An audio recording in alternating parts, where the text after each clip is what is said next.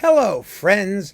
This is Dave Hurwitz, executive editor at ClassicsToday.com, here with a little chat about a musical oxymoron: period performance practice, PPP, and interventionist conductors. I see, I guess. Well, here's the weird thing about it. And it's a very simple concept, but it's very interesting to see how it sort of shakes out in the modern universe and what it tells us. We all know, that the conductor was a 19th century invention. I mean, the idea of a virtuoso conductor particularly arose with the same sort of, rise of virtuoso musicians and performers on individual instruments. And there was finally people who were virtuosos at playing the whole orchestra. They initially great conductors, and really they didn't get going until the second half of the 19th century. But, I mean, there were obviously conductors before then for things like operas. Handel conducted his own operas. I mean, from the keyboard, of course, because he played the keyboard parts. But there were conductors for large, complicated ensemble-type pieces. But in the modern sense of conductor, for little symphonies and concertos and orchestral things, that didn't exist. That didn't exist till well into the 19th century for the most part. And so the question then becomes, why is it that the period instrument movement is liberally sprinkled with performing arts organizations which are associated with specific conductors, with conductors who claim to own them, to direct them, to tell them what to do? Because even where conductors existed back in the day, their role was very, very different from what it is today. Their role then was to basically keep time and tell people when to stop and start. And hopefully things worked out okay after that, after a rehearsal or two. It is absolutely inconceivable that any period instrument group played with anything like the kind of unanimity and specificity and single-mindedness of a particular human being standing in front of the ensemble and telling them what to do, or even sitting at the keyboard and telling them what to do. The point is the telling them what to do part. And let's take some actual real examples of such, shall we? Nikolaus Harnoncourt. Oh my. Now, Harnoncourt, of course, made his reputation initially as a period instrument guy working with Gustav Leonhardt. Let's not forget, doing the complete Bach cantatas. And they would alternate back and forth because back in those days, the 70s and 80s, it was considered impossible for a single person to encompass doing all 200 and so odd Bach cantatas. Well, nowadays people do it every week. I mean, it's practically, there are a dozen Bach cantata cycles under a single human being. But what was very interesting about that set, one of the most interesting things about it, was the extreme differences in interpretive approach. Harnoncourt was all over the place, as Harnoncourt tended to be, with his, rhetorical emphases and his interventionist tendencies. Leonhardt was made of much sterner stuff. He was an objective and somewhat cool character who maintained rock steady tempos and they were totally different. They were poles apart. Now, of course, back in the day, there were interpreters who were poles apart. There has always been a tension between performers who were very strict and observed faithfully the indications of the composer and those who were far more improvisatory and who made free with the music. But they weren't conductors, because conductors didn't exist like that. But that tension is one of the things that made that Bach cantata cycle so interesting. But Harnoncourt gave away the ghost when he started conducting later music. And we realized that even when he conducted late Romantic music, unlike so many other period instrument people, he did not drag the whole period performance apparatus with him. into the 19th century. Not a bit. He was just as weird and interventionist in the 19th century as he was in Baroque music. We just didn't notice it when it came to Baroque music as much because the music was unfamiliar. And that way of playing it was unfamiliar. And so we thought, oh, this is authenticity. It wasn't. It was just Harnoncourt. I mean, when you listen to things he did to like Porgy and Bess and Aida and all this, it had nothing to do with early music. I mean, it was all him. It's all his own peculiarities and preferences. And sometimes they were marvelous and sometimes they weren't. He was a genius conductor. I think he was a great, great musician and a fascinating character. But whatever you say about how legitimate his performance practice predilections, the PPPs, were in earlier music, the interpretation, the interpretive element, that was all him. And another one who was very similar in many respects was Franz Bruggen.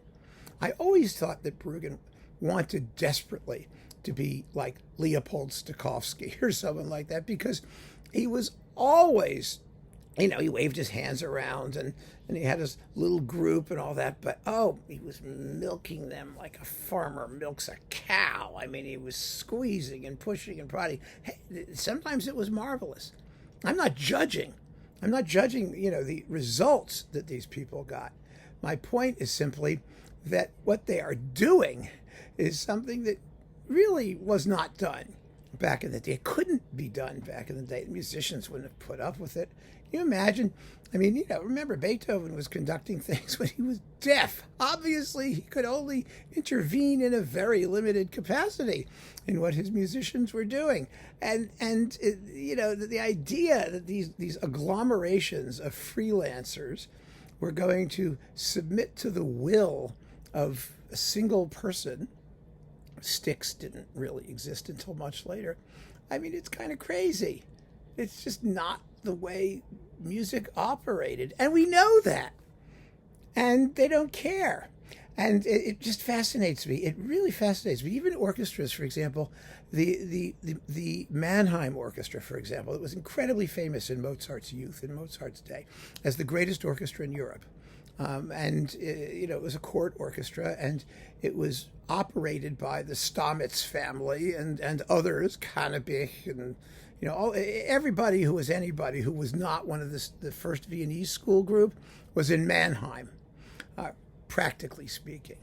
And they grew up in that orchestra. They were trained in that orchestra. Had this enormous tradition. But we talk about the orchestra. We don't talk about its conductors. It wasn't like Maximilian's orchestra. That happened in the 19th century. In the 19th century, you had conductors who had orchestras. You had the Cologne concerts in France, the Concert Cologne.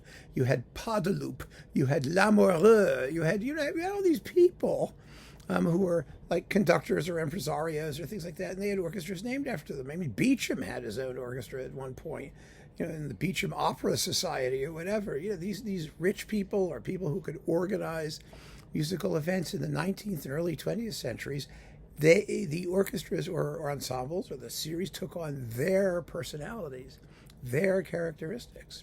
I mean, but not in the Baroque and classical periods, not in anything like the same way. In London, you had the Bach and Abel concerts, and you had the Salomon concerts that Haydn actually attended, but these were not conductors. They were composers and performers, mostly keyboard composers. So it was a very, very, very different scenario. So you've got someone like Bruggen, and then you've got people. Well, I mean, you've got all the crazy English people. You've got Norrington and Gardner, and and those guys who were very, very much, very, very much dictatorial in what they insisted that their little groups did. They had their ensembles. They worked with them intensely. They weren't, crazy, perverse interpreters like Bruggen and Harnoncourt were. They really weren't. But they were, they tended to be, cooler and more regimented. But they were no less dictatorial, and no less obsessive, and no less controlling. And that's the issue, of course. The issue is control. How much control do these people really, really have? And Norrington, of course, built a whole career on the Norrington sound and all that stuff. It was about him. It was not about the orchestra or the ensemble. It wasn't even about period performance practice. It was about his vision of what music should sound like based on whatever nonsense he was promoting at any given time. With Gardner, it's the same thing.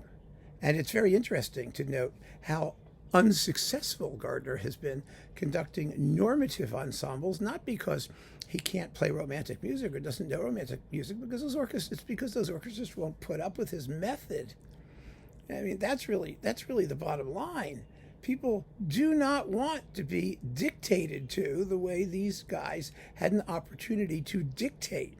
And what that recalls isn't so much period performance practice as in that period as the crazy 19th century dictator conductor people who, could hire and fire and treat their musicians mercilessly, and whose single-minded vision was the thing that, determined what sounds the orchestra made. I mean, and that has nothing to do with classical and pre-classical performance practice. Does it? I mean, do we have any record of ensembles led by individual conductors who did not perform while they were conducting, who just stood up in front of them and told everyone how to play and what to do and lectured and cajoled and cursed at them? I don't think so. I mean, not in any general normative sense. It just didn't exist. So what we have, I mean, if we look at all these people, there are people like Hogwood. It's very interesting, actually. People like Christopher Hogwood, to a certain extent Trevor Pinnock, but mostly I think someone like Christopher Hogwood, who really was a scholar, a collegial scholar performer, and who led performances. Yes, he did, but not with as heavy a hand. And as a result of that, his performances were often considered somewhat anonymous and uninteresting. They didn't have personality. And they don't. And maybe performances back then didn't have much personality as we were, hear it today. And it may be that it's impossible for us to listen to performances that don't have that quality, that we're just used to it, that we've come to expect it. And certainly, and this is the real issue, what's really behind all of this is marketing and money. Money. Orchestras, in order to be sold, need an identity. I mean, the Orpheus Chamber Orchestra was anomalous. There's always one or two that can have their, have a reputation as a standalone ensemble. But what really sells is a person. You need a person. You need a face. And the face of the orchestra is what these people were all about. And so, of course, for marketing purposes and also for artistic purposes and also to flatter their vanity, they became the face of the music. And when you do that, you have completely divorced yourself from anything that's even remotely similar or possible to what was going on back in the day, because that whole apparatus didn't exist.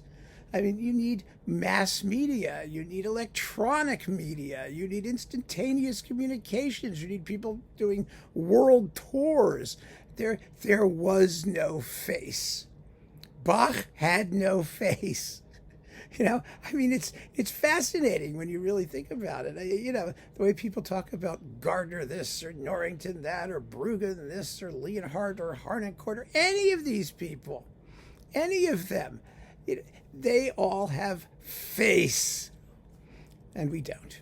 And that is where the oxymoron really comes in, because we don't recognize people who don't have face, performers that don't have that kind of identity. And I don't know. It always sort of, what's the word?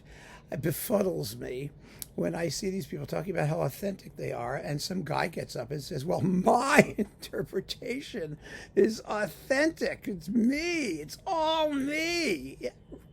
It's impossible for that to be authentic on its face, because of its face. That's the thing. Anyway, I just wanted to bring that up because it's one of those issues that that, people don't really talk about. We assume, we take for granted that these conductors conduct. That's what they do. But that's not authentic. It just ain't. Anyway, keep on listening, friends. Thanks for joining me, and take care.